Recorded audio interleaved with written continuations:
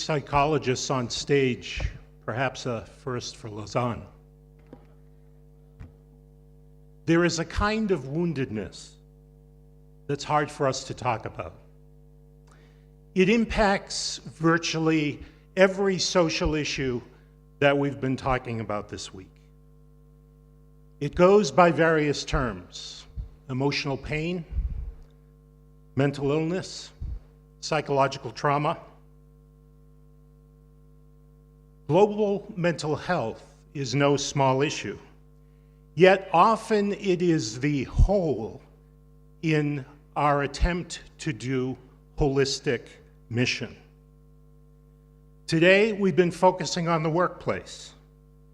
So let's ask, worldwide, what is the number one reason people miss work? The answer is in the realm of mental health. The answer is depression. People with mental illness often die young. There can be many reasons for this, but none is more devastating than the tragedy of suicide. This is Matthew Warren, son of Pastor Rick and Kay Warren, who killed himself on April 5th at age 27. He suffered from a major mental illness. Next slide, please. Ignorance, prejudice, and lack of mental health treatment often lead to human rights violations. These young men who suffer from a mental illness were chained to a rock with food withheld from them as part of their treatment at a facility called a prayer camp, because no one knew any other way to help them. There are hundreds of these camps. In the midst of this, God is on the move around the world, raising churches and individuals who are sensitive, who are informed, who are compassionate, who have the love of Christ, and offer hope for people with this kind of woundedness. And to give us two stories of hope are Saul Cruz, a younger leader from Mexico City, and Dr. Gladys Mwiti from Nairobi. My name is Saul Cruz. I'm a Mexican psychologist. I was born in Mexico City. I live in Mexico City at the moment, and I was also trained in Mexico City. My parents are Saul and Pilar Cruz, whom many of you might know. We have an organization called Armonía, which is the Spanish translation of the Hebrew word shalom. And together with them and my sister, we have been a family of psychologists living in the slums for periods of time, and also working with indigenous students in order to have them go to college and get an education and form enterprises or form ways in which they can help their people in their towns in the south of Mexico. I'm here to tell you the story about two children living in the slums. The first story is very traumatic, as well as the second one, and the reason why I'm going to share these traumatic stories is because this is about psychology, and also because Dr. Gladys will talk about trauma in a little bit. Well, the first story is about a child who was 4 years old, who, together with his sister and his mother, was in a car and saw the shooting of several people. These were two gangs that were shooting at each other, and one of the people in one of the gangs got seriously injured. The mother of this child took the man into the car and drove to the hospital where the man received some medical attention.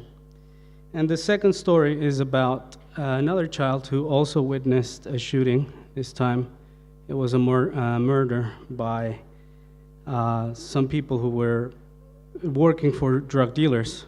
In Mexico, as you might know, there's a big problem with that, and people are increasingly getting shot by these organizations, if you may.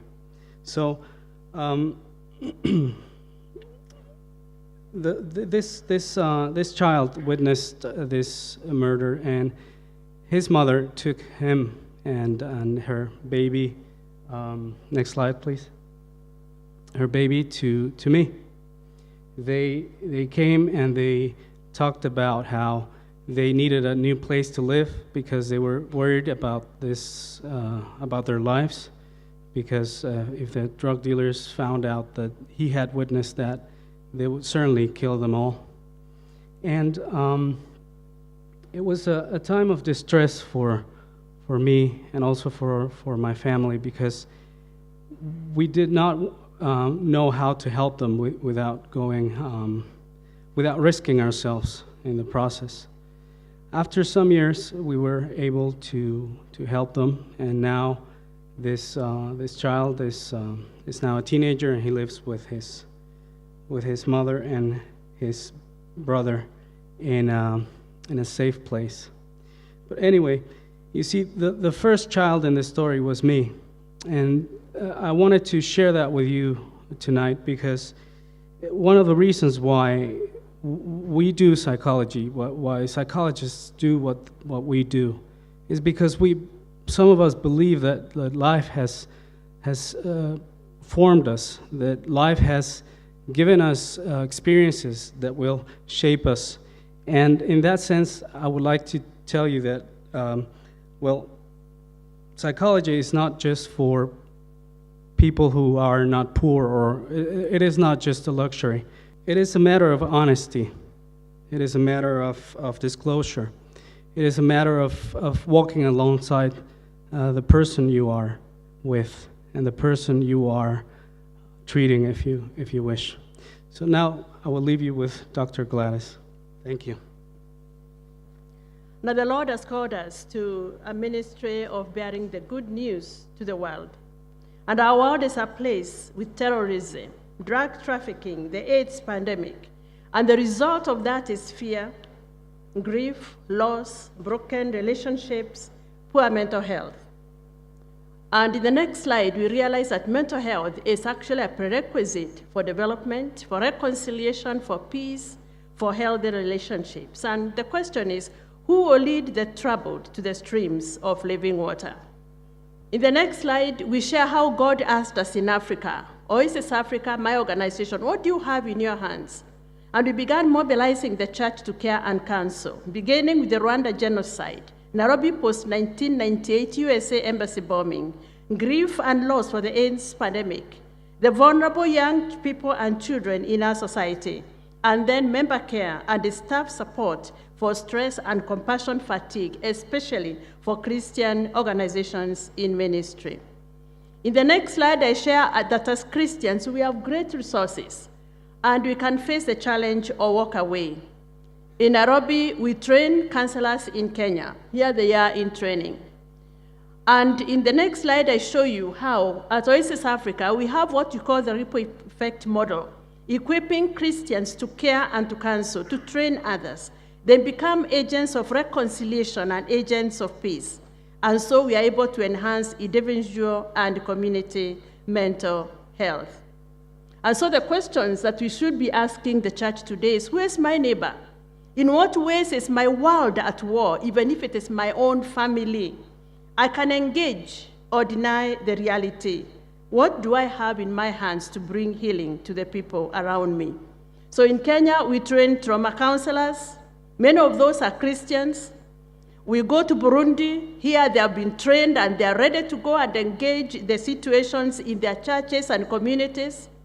We go to Tanzania, we mobilize the community. This is just a normal village community with these women who just received the training, and the folders are next there. Those are Oasis Africa folders with the materials they're going to take to the villages. And then they go now to the villages and mobilize the villages to form groups of caring for one another. And so we as the Care and Counsel as mission team, next slide please, we went to Cape Town, and we thank God that it was in Cape Town Congress of 2010 that for the first time, Christian counselors were included in the Lausanne meeting as a group. Cape Town Declaration on Care and Counsel as mission brings to us a new paradigm, Christian counseling that is systemic, holistic, indigenous, and collaborative. In 2015, we are planning an international conference, and that planning is in progress. The International Care and Counsel Survey is in plan. And so if you want to know more about us and to join us, that we may go the next mile of beginning healing in the Church of God, just as we begin salvation in the house of God, let healing begin with us and then flow to the nations. Visit us at www.careandcounselasmission.org. May the Lord help us to share the comfort of Christ in a world that needs his comfort, beginning with us. God bless you.